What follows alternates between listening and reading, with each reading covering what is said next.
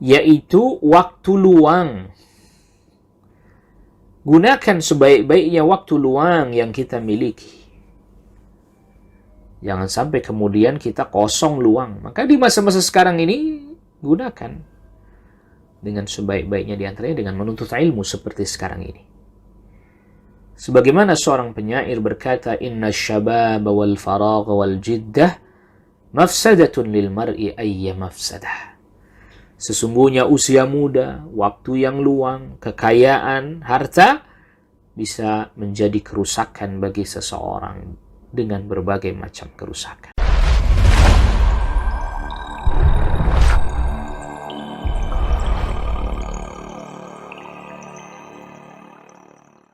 Sebab-sebab yang bisa menyebabkan kita menyimpang dari keistiqomahan.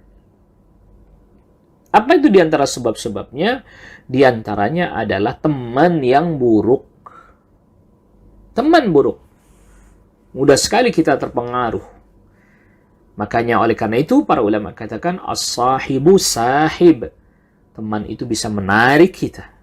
Ingat kisahnya Abu Talib yang dipengaruhi oleh temannya ketika diminta atau diajak oleh Nabi SAW untuk mengucapkan kalimat tauhid la ilaha illallah. Temannya yang ada pada saat itu Abu Jahal mengajak dia atau mengingatkan dia bahwa apakah kau hendak meninggalkan ajaran bapakmu? Terpengaruh. Ini sebab-sebab orang menyimpang dari istiqamah. Yang kedua adalah jauh dari ilmu syar'i. Nah, ini penting. Makanya di masa-masa seperti sekarang ini, kendati pun kita misalnya tidak berjumpa secara langsung, offline, alhamdulillah. Sarana-sarana seperti sekarang ini bisa membuat kita jadi bisa menuntut ilmu secara online seperti sekarang ini. Jadi nikmat yang besar.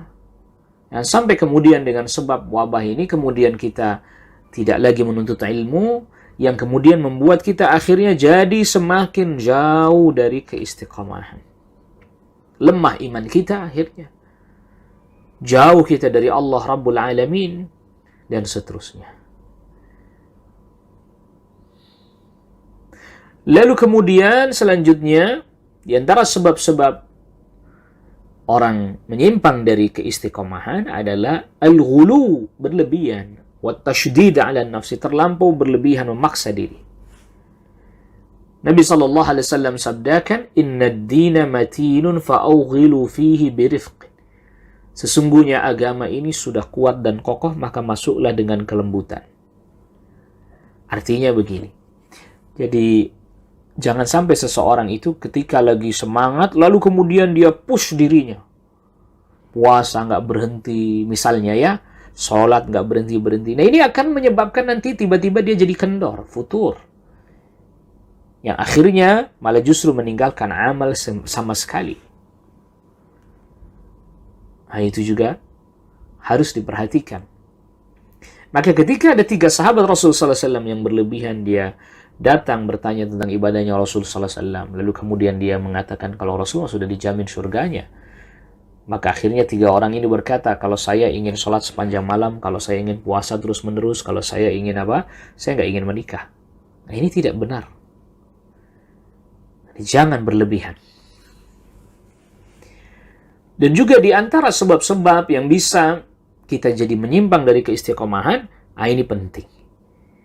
Yaitu waktu luang. Gunakan sebaik-baiknya waktu luang yang kita miliki.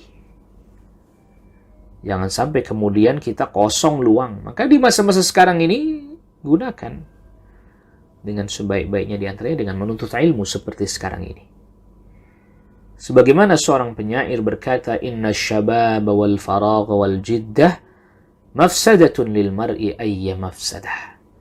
Sesungguhnya usia muda, waktu yang luang, kekayaan, harta bisa menjadi kerusakan bagi seseorang dengan berbagai macam kerusakan.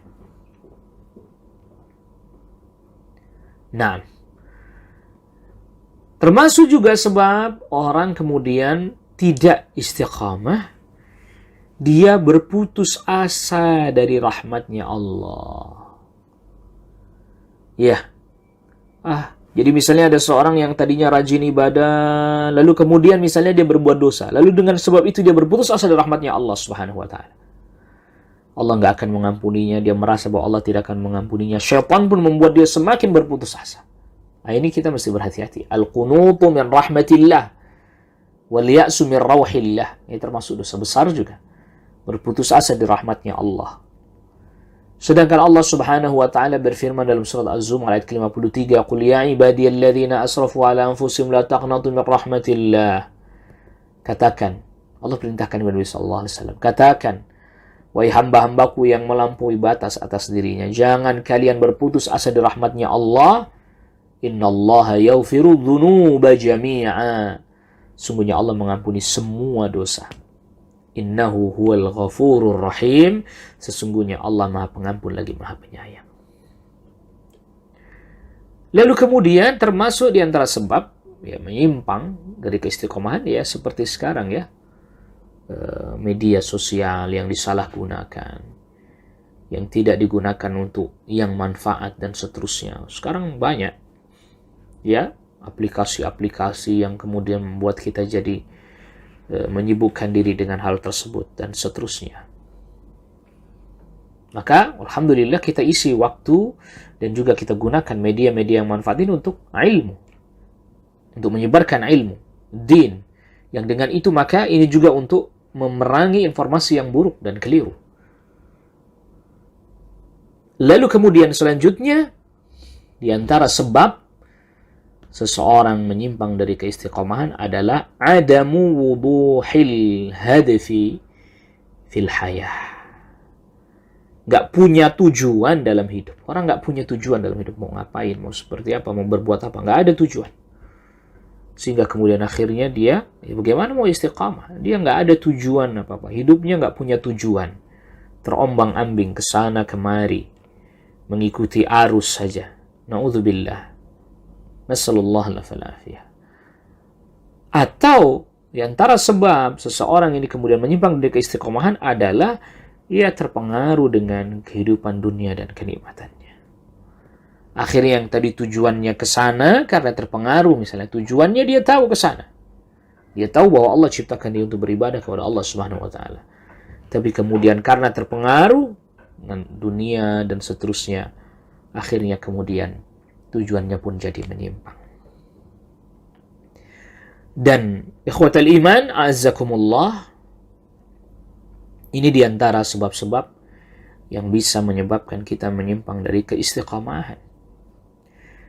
Dan teringat kita dengan satu ayat, itu surat Al-An'am ayat 153. InsyaAllah sebagian kita telah menghafalnya, yaitu firman Allah Subhanahu wa taala, wa anna hadza sirati mustaqima fattabi'u. Allah Subhanahu wa taala firmankan, dan sesungguhnya inilah jalanku, jalannya Allah, jalannya Rasul sallallahu alaihi wasallam, mustaqiman, yang lurus, fattabi'uhu, maka ikutilah jalan tersebut. Wala tattabi'us subul, jangan ngikutin jalan yang lain. Fatafarraqu bikum an sabilihi, yang menyebabkan kalian tercerai-berai dari jalannya Allah tersebut.